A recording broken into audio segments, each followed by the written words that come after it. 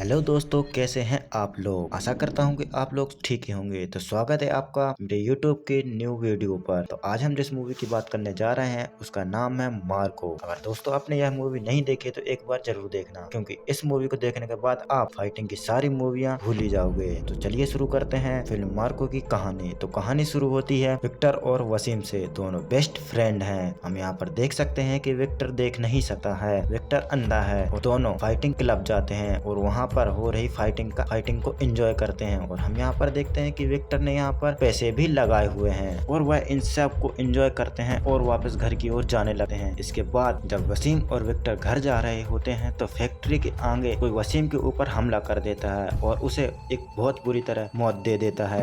यह सब विक्टर यहाँ वहाँ देखता है और विक्टर उस व्यक्ति को जिसने वसीम का खून किया होता है उसे अच्छी तरीके से पढ़ लेता है। उसके चेहरे को महसूस कर लेता है, उसने कौन सा परफ्यूम लगा लिया है, यह सब सूंघ लेता है। और यह सब जब पुलिस उससे पूछती है तो वह उसे बता देता है कि अगर वह व्यक्ति उसके सामने दोबारा आया तो वह उसे पहचान लेगा। दोस्तों, यहाँ पर जो विक्टर होता है वह बहुत ही इन सब में तेज होता है। और अगले सीन हमें दिखाया जाता है कि अगला ही सीन दोस्तों हमें वसीम के चौथे का दिखाई देता है, जहाँ पर विक्टर भी है और वह बहुत ही उदास बैठा हुआ है। और इसके बाद दोस्तों एक एंट्री होती है रसेल नाम के बंदे की। और जैसे ही वह बंदा जब विक्टर के पास से गुजरता है तो विक्टर उसे पहचान लेता है। ये वही बंदा था जिसने वसीम का खून किया हुआ था। तो दोस्तों जैसे ही विक्टर अपनी गर्लफ्रेंड ईसा को कॉल करने के लिए बाहर जाता है और उसे कांटेक्ट करने की कोशिश करता है, लेकिन तब तक देर हो चुकी थी। रसेल उसके पास आ जाता है और उसे उठा के अपने अड्डे पर ले जाता है और उससे कहता है कि मैंने तो तुझे बहुत ही मामूली व्यक्ति समझा था, लेकिन तू तो बहुत ही स्मार्ट निकला। मैंने सोचा था तू अंधा है तो हमें पहचान नहीं पाएगा, लेकिन तूने तो हमें झट से पहचान लिया। लेकिन अब कोई बात नहीं, हम तुझे वसीम से भी बुरी मौत मारेंगे। और इसके बाद रसेल उसे एक एसिड के डिब्बे में डाल देता है और एक बंदा उसकी वीडियो भी बनाता है। और तो दोस्तों यह बात रसेल के फादर टोनी को पता चल जाती है।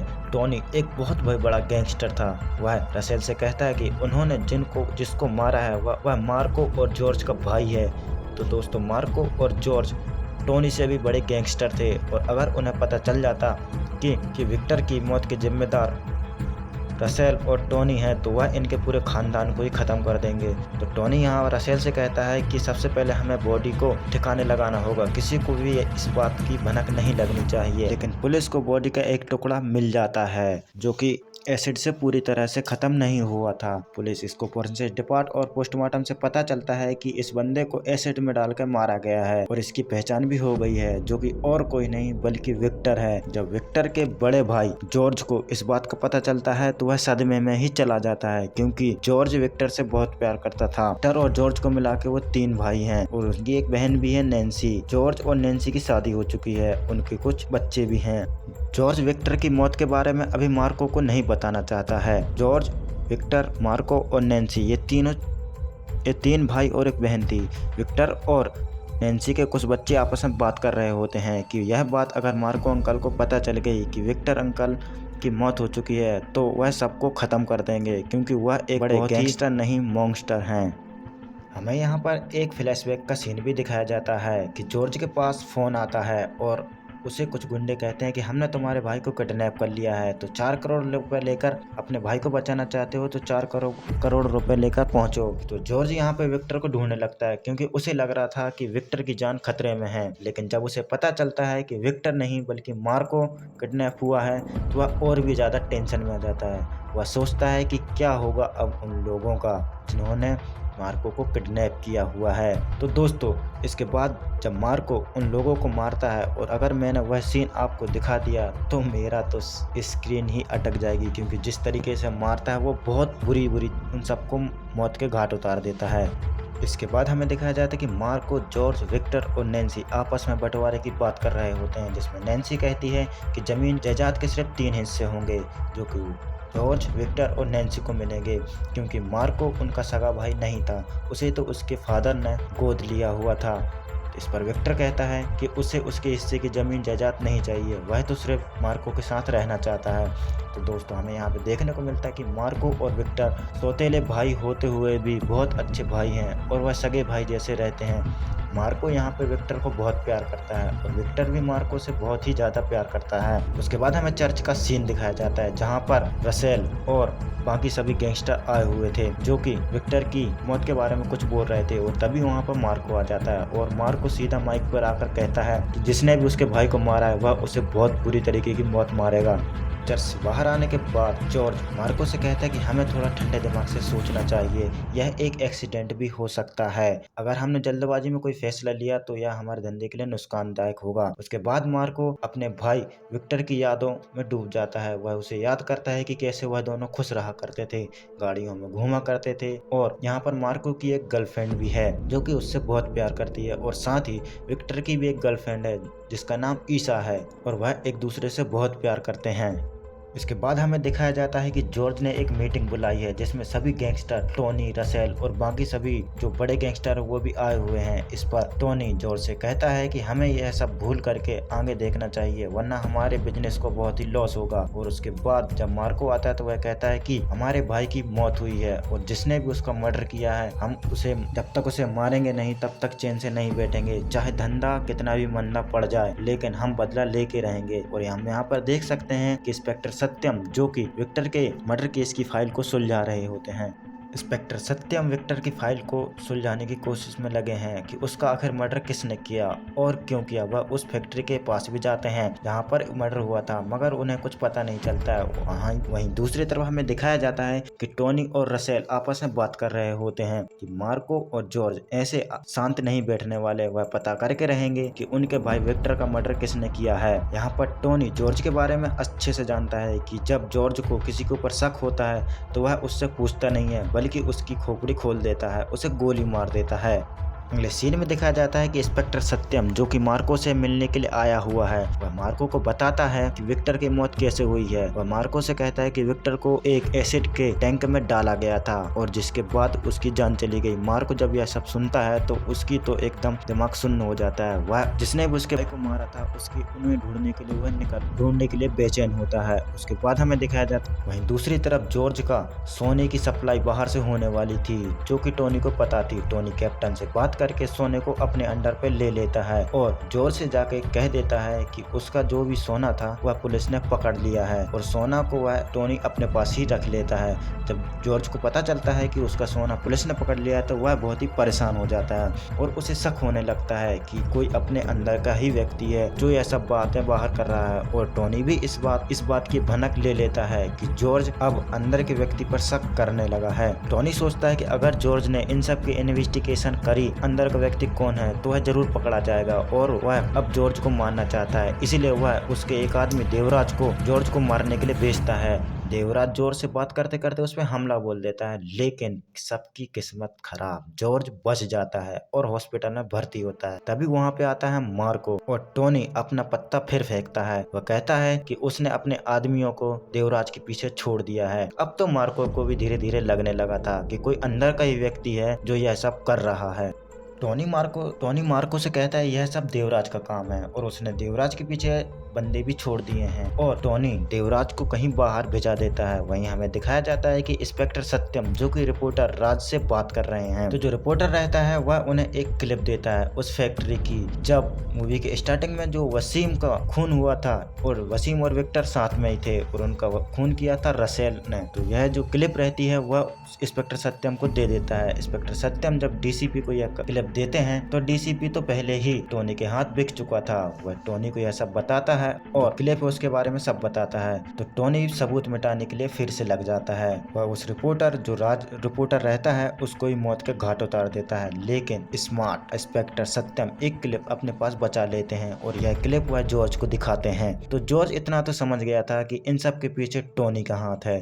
अब जल्दी से जॉर्ज मार्को को बताना चाहता है कि इन सब के पीछे टोनी और रसेल हैं। मार्को रसेल के साथ मिलकर देवराज को ढूंढने के लिए जा रहा था और जॉर्ज फोन लगाता है, मगर मार्को फोन उठा तो लेता है लेकिन तब तक बहुत देर हो जाती है। रसेल और उसके लोग मार्को को मारने लगते हैं और उसे उठाकर एक बहुत ही सुनसान जंगल में ले जाते हैं। तो रसेल और उसके दोस्त मार्को को बहुत ही मारते हैं। यहाँ पर हमें ऐसा लगता है कि यह मार्को को मार ही देंगे, लेकिन जब मार्को को उसके भाई विक्टर की मौत की वीडियो दिखाते हैं, जिसके बाद मार्को को आ जाता है गुस्सा। और भाई साहब जिस तरीके से मार्को उन सबको मारता है तो देखने लायक ही सीन होगा। जो फाइटिंग सीन है बहुत ही लाजवाब सीन है।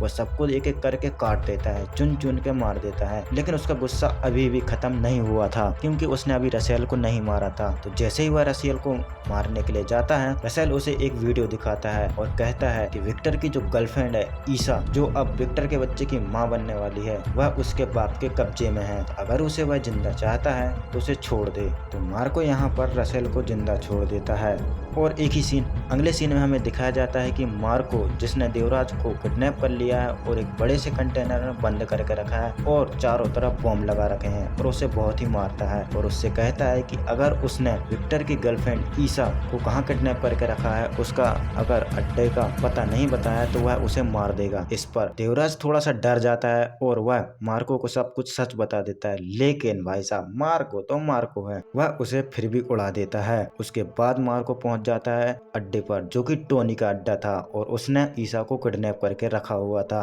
यहाँ पे बहुत सारे गुंडे होते हैं, लेकिन मार्को उन सभी को एक एक का सिर काट कर और छत पर पहुंच जाता है। तो दोस्तों यहाँ पर हमें एक ट्विस्ट पता चलता है कि ईसा यहाँ पर है ही नहीं। यहाँ पर जो लड़की है वह ईसा नहीं बल्कि कोई और है। तो टोनी कहता है मैं इतना पागल थोड़ी हूँ कि ईसा को अपने पास रखूंगा।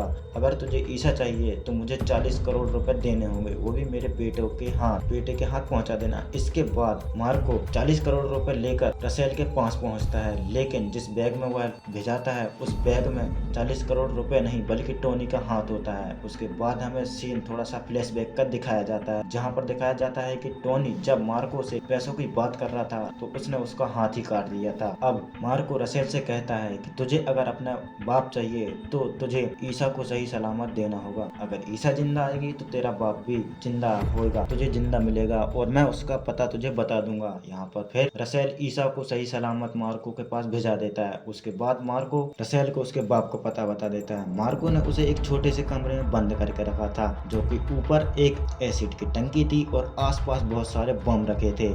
जैसे ही रसेल टोनी के पास आता है, बॉम्ब एक्टिवेट हो जाता है और टोनी की यहाँ पर एक बहुत बुरी तरीके से मौत हो जाती है। अब रसेल के पास कुछ भी नहीं बचा था तो वह अपने सौतेले भाई साइरस के पास जाता है। साइरस एक बहुत ही खतरनाक व्यक्ति था दोस्तों, जो किसी व्यक्ति को इतनी बुरी मौत मारता था कि आप सोच भी नहीं सकते। वह किसी एक को मारने में बिलीव नहीं रखता था, वह पूरी फैमिली को ही मारता था। और हम यहाँ पे देख सकते हैं कि मार्को अपनी फैमिली के साथ बहुत खुश है। वह सोचता है कि अब कोई भी प्रॉब्लम नहीं होगी। उसकी फैमिली में उसकी गर्लफ्रेंड और अब ईसा भी उसी घर में रहती है। वहाँ पर साइरस और रसेल दोनों प्लानिंग करते हैं। तो रसेल बोलता है कि हम प्लानिंग करके मारेंगे, जबकि साइरस बोलता है हम आज रात को ही चलेंगे और मार्को को मार देंगे। तब रसेल कहता है मार्को कोई मामूली इंसान नहीं है। हमें दिखाया जाता है कि यहाँ पर ईसा जो कि पानी पी रही है और अचानक उसके लीवर पेन होने लगता है क्योंकि वह प्रेग्नेंट थी और उसकी डिलीवरी घर में होने वाली थी। जॉर्ज यहाँ कहता है कि हम इसे हॉस्पिटल नहीं ले जा सकते क्योंकि वहाँ पर बहुत रिस्क है। अचानक घर की लाइट चली जाती है और सब अंधेरा हो जाता है और साइरस के जो भी व्यक्ति साइरस यहाँ पर घर के अंदर घुस जाता है अपने गुंडों के साथ और सब तबाही मचाने लगता है। वह जॉर्ज के हर एक फैमिली मेंबर को बहुत बुरी मौत मारता है, यहाँ तक कि बच्चों को भी नहीं छोड़ता है। वह एक एक करके सबके हाथ पैर सर काट देता है और इतनी बुरी मौत मारता है कि अगर आप यह सीन देख लें तो आपको उल्टी हो जाए। यह देख के हमें पता चलता है कि साइरस कितना खतरनाक व्यक्ति था, लेकिन वह एक गलती कर देता है मार्को को जिंदा छोड़कर। वह सोचता है कि मार्को को पता चलना चाहिए कि फैमिली के जाने का क्या गम होता है, लेकिन मार्को का होता है फिर कमबैक और मार्को आता है साइरस के